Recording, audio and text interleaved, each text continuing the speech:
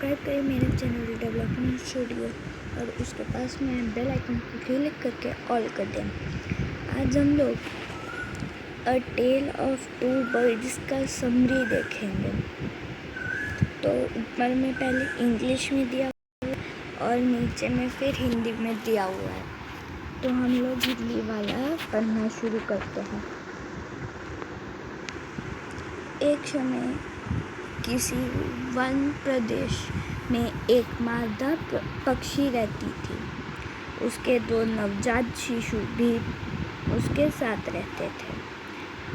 उनका घोंसला एक ऊंचे वृक्ष में था। तो इसमें है, एक समय में एक जंगल में एक मादा पक्षी और उसके 2 नवजात शिशु रहते थे। और जो घोंसला था वो एक पेड़ के ऊपर बड़ा सा। फिर नेक्स्ट है, एक दिन बादल कड़कने लगे, बिजली कौंधने लगी और वर्षा होने लगी। तूफानी हवा ने ऊंचे विशाल पेड़ को गिरा दिया। दुर्भाग्यवश माता पक्षी मारी गई। तो इस लाइन में है कि एक दिन बादल कड़कने लगे और बिजली जोर जोर से चमक रही थी और तूफानी हवा चल रही थी जिसने उस ऊंचे पेड़ को गिरा दिया। और उधर ही दुर्भाग्यवश मतलब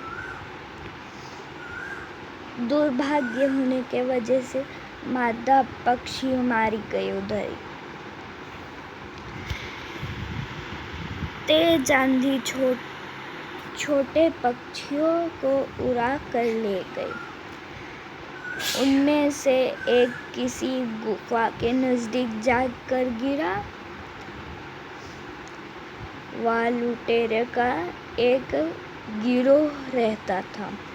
दूसरा पक्षी उससे थोड़ी दूर पर जा गिरा। उस स्थान के पास किसी ऋषि था। इस प्रकार दोनों पक्षी अलग हो गए। तो उसमें तेज आंधी आई और जो दोनों छोटे पक्षी थे उसको उड़ा कर ले गई। और उनमें से एक जो था गुफा के नज़दीक आकर गिर गया, जहाँ पे लुटेरों का एक गिरोह रहता था, मतलब ग्रुप रहता था। और जो दूसरा पक्षी था वो उससे थोड़ी दूर पर गिरा। उस स्थान के पास किसी ऋषि का आश्रम था। इस प्रकार दोनों पक्षी अलग अलग हो गए। नेक्स्ट है, पहले पक्षी ने चोरों की गुफा के पास एक पेड़ पर अपना घर बनाया। दूसरे पक्षी ने ऋषि के आश्रम के पास एक पेड़ अपना घर बनाया। तो दोनों ने अलग अलग जगह पे अपना घर बना लिया। एक ने गुफा के पास ही बना लिया और दूसरे ने ऋषि के आश्रम के पास में एक पेड़ पे बना लिया। कुछ समय बाद छोटे पक्षी बड़े बन गए। थोड़ी दिनों के बाद जो छोटे से पक्षी थे वो बड़े बन गए। एक दिन राजा वहां पहुंचा। वह किसी हिरण का पीछा कर रहा था।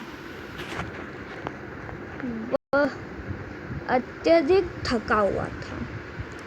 वह अपने घोड़े से उतरा। वहाँ एक गुफा के पास एक वृक्ष था। राजा आराम करने के लिए उसके नीचे बैठ गया। तो जब वो बड़े हो गए तो वहाँ पे एक दिन राजा आता है और वह किसी हिरण का पीछा, तो वो पहुंच गया। उधर गुफा के पास। और फिर वो बहुत थका हुआ था, तो वो घोड़े से उतरता है और जिस वृक्ष पे पहले पक्षी ने अपना घर बनाया था उसके नीचे जा बैठता। राजा आराम करने के लिए उसके नीचे बैठ गया। तभी राजा को एक बड़े और बुरे पक्षी दिखाई दी। वह कुछ डाकुओं को बुला रहा था कि राजा के रत्न और घोड़े छीन लो। राजा भयभीत हो गया। वह अपने घोड़े पे सवार होकर वहां से चलता बना। तो वो उधर बैठ जाता है पेड़ के नीचे। तभी उसने देखा कि एक बड़ा सा भूरे रंग का पक्षी किसी को कुछ बोल रहा है, और वो बोल रहा था, कुछ डाकुओं को बुला रहा था कि राजा के रत्नों और घोड़े को छीन लो। तो राजा भयभीत हो गया और उधर से घोड़े पर सवार होकर वहां से चला गया। तुरंत ही राजा ऋषि के आश्रम पर पहुंच गया। वह एक वृक्ष के नीचे छाया में बैठ।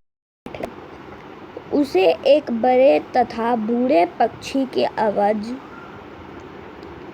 यह कहती हुई सुनाई पड़ी कि राजा आश्रम के भीतर विश्राम कर ले। राजा हैरान हो गया। उसने कहा, यह उस दूसरे पक्षी की तरह दिखता है जो गुफा के बाहर मिला। उस पक्षी ने राजा को बताया कि उसके भाई ने लुटेरों के साथ मैत्री कर ली है। वह लुटेरों जैसी भाषा बोलता था। तो अब राजा चलते चलते तुरंत ही ऋषि के आश्रम के पास पहुंच गया और वहाँ पे एक पेड़ की छाया में बैठ गया। तो उसे फिर से दिखता है कि एकदम वैसा ही फिर से वैसा ही चिड़िया उसको कुछ बोल रहा है। और क्या बोल रहा था कि यह तो दूसरे पक्षी की तरह दिखता है जो गुफा के बाहर है। ये राजा ने बोला। उस पक्षी ने राजा को बताया कि उसके भाई भी ने लुटेरों के साथ मैत्री कर ली है। मतलब उसके जो भाई है उसने लुटेरों के साथ दोस्ती कर ली है। अब वो लुटेरों जैसी भाषा बोलता है। फिर थोड़ी देर बाद ऋषि आते हैं। थोड़ी देर बाद ही ऋषि लौट आए। उन्होंने अपने साथ भोजन करने के लिए राजा को निमंत्रित किया। राजा ने ऋषि को दोनों पक्षियों के अलग अलग आचरण का विषय में बताया।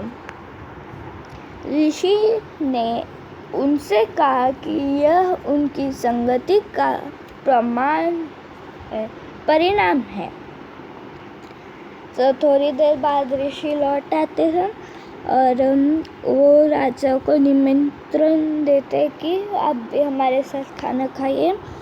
और राजा ने तब ऋषि से दोनों पक्षियों के अलग अलग तरह के आचरण के विषय पर बात की। तो ऋषि ने बोला कि यह उनकी संगति का परिणाम है। Thank you.